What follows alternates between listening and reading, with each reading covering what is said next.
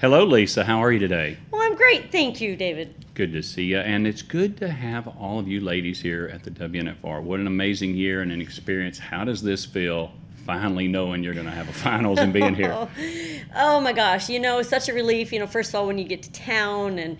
But more than anything, I think, for the barrel racers, Tuesday morning and having our meeting and our opportunity to get into the arena. And it was just like this sigh of relief, like, whew, we got to be with our horses and, we weren't busy doing other things or testing or worrying about things. It was just so nice to get into the arena, be on our horses, get to go around the pattern, do what we, came here to do. I hear a lot of people talk about this year in transition, bringing some positive things, time with family, different things. I know it's been a roller coaster, but find some of those positive things, if you can put them into words, and tell me some of the things you've experienced this year in and out of the arena.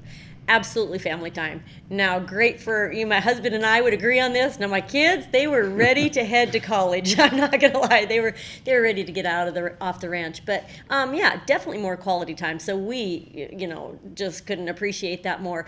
And as far as some of the traveling, yeah, there was a lot of crisscrossing the country.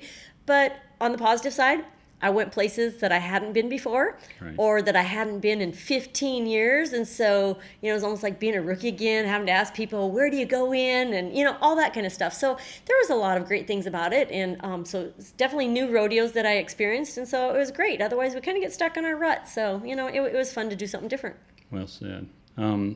Standard pattern, different arena. How do you prepare?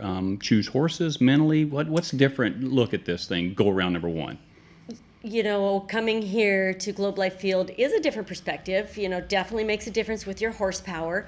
I was on Rosa's Cantina all summer. She prefers bigger arenas, so I was tickled. I'm not going to lie that I was very excited about a larger pattern.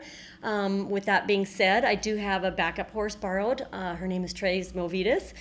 Nicknamed Vita, and she is ridden by and trained by Hallie Hansen and owned by Tom Jacobs. So because my other two horses, Cutter and Louie, are sidelined with injuries and have been basically all season, which, considering the season, it kind of worked out okay. But so, Tres Movidas loves this arena as well, or big setups like this. So I'm very much looking forward to how it is. And as far as preparation, basically, instead of going to indoor arenas and getting some practice runs, it was just larger venues or larger arenas. And, we do the same thing 365 days a year. We want our horses fit, healthy, happy, and ready to go with whatever we throw at them. Knowing all that, what do you tell a girl that's her first time at the WNFR, and you've got a few in your class here? What do you tell them? How do you inspire them? How do you give them that Lisa calm?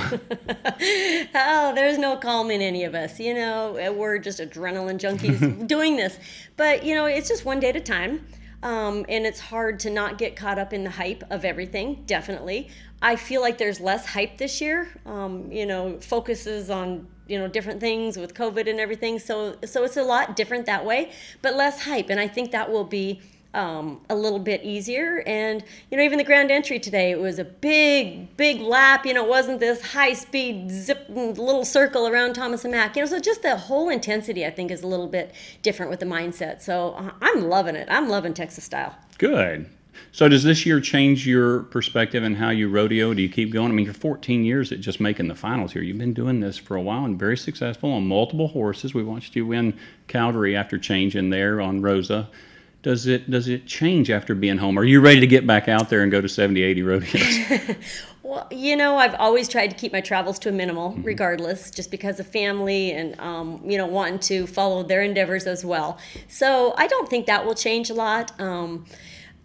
I as long as I have the horsepower, I will continue to go. People ask me all the time when I'm going to retire. As long as I can get on, I'm going to keep riding regardless. And I love training horses, so I will continue that process. And to me, your horsepower dictates, what level you get to compete at. So with that being said, as long as I have the horses that have the ability to win, I'm going to showcase them to the best that I can and try to get them to those places. Well, Lisa, thank you so much for being not just a wonderful jockey in the arena of horses, but jockeying dreams of little girls and little boys and everybody that wants to be at the WNFR. And we thank you for being that wonderful, warm ambassador. Well, thank you. And it's just a dream that everybody has, and you go for it. And it's a roller coaster, lots of highs, lots of lows. You got to be along for the whole ride, but more than anything, enjoy the process. Thank you so much. Well said, and have a great week. Thank you.